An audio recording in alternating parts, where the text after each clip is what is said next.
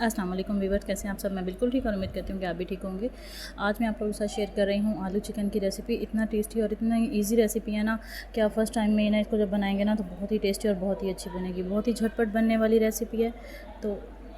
तो यहाँ पे ना सबसे पहले मैंने ना 2 साइज़ प्याज ले लिए मीडियम साइज़ के, और इसको ना हम ऑयल में थोड़ा सा ना गोल्डन फ्राई करेंगे। अच्छा, मैंने ना पहले जो आप लोगों के साथ रेसिपी शेयर की थी ना चिकन की, वो भी बहुत इजी रेसिपी थी। उसमें मैंने सब कुछ ना ग्राइंड किया था। तो आज ना मैं आप लोगों के साथ जो शेयर कर रही हूँ ना, इसमें हम कुछ भी ग्राइंड नहीं करेंगे, हम इसी तरह बनाएंगे। और इसी तरह भी ना हमारी जो ग्रेवी होगी ना बहुत ही अच्छी बनेगी।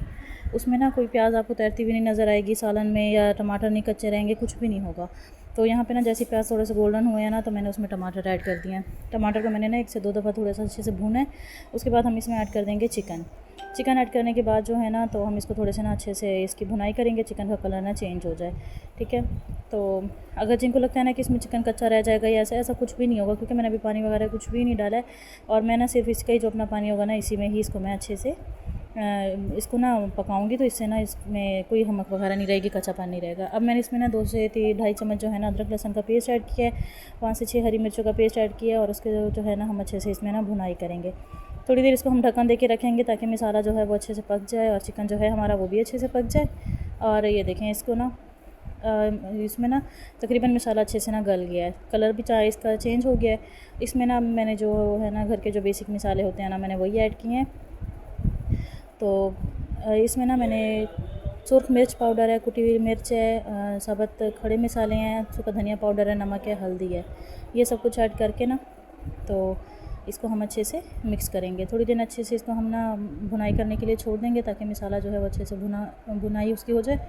क्योंकि कोई भी आप जब भी कोई सालन बनाते हैं ना, तो उसमें जो मसाले की भुनाई है ना वो बहुत ही बेस्ट हो। अगर हो ना तो सालन आपका वैसे बहुत अच्छा बनता है। तो बस अभी इसको ना मैंने अच्छे से इसकी भुनाई करनी है, ताकि ऑयल सेपरेट हो जाए और हमारा मसाला अच्छे से ना पक जाए। इसके बाद जो है ना मैंने इसमें आलू डाल दिए हैं। मेरे पास ना ये 1.5 किलो चिकन था, आधा किलो आलू थे। तो इसमें ना आलू डाल के ना मैंने इसमें अभी अच्छे से इसकी भुनाई की। अच्छा, मैंने अभी तक ना इसमें पानी वगैरह कुछ भी नहीं डाला है। इसी में ही हम इसकी आलू की भी अच्छे से भुनाई करेंगे।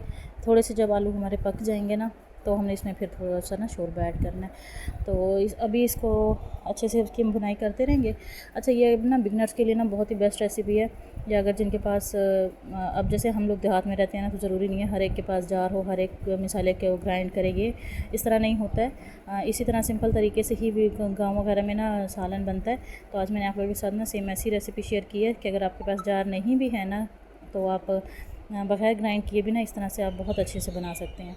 अच्छा, अब यहाँ पे ना मैंने इसमें थोड़ा सा शोरबा ऐड किया। मैंने इतना सा पानी ऐड किया ना कि आलू भी गल जाए, और मुझे ना मेरा जो जितना शोरबा मुझे चाहिए ना वो भी हो जाए। अब मैंने इसमें ना हरा धनिया डाला है, और साथ ही मैंने इसमें ना 3 जो हैं वो मैंने हरी मिर्चें डाली हैं। और जैसे हमारा शोरबा थोड़ा सा गाढ़ा होगा ना, हम गरम मसाला छिड़क देंगे।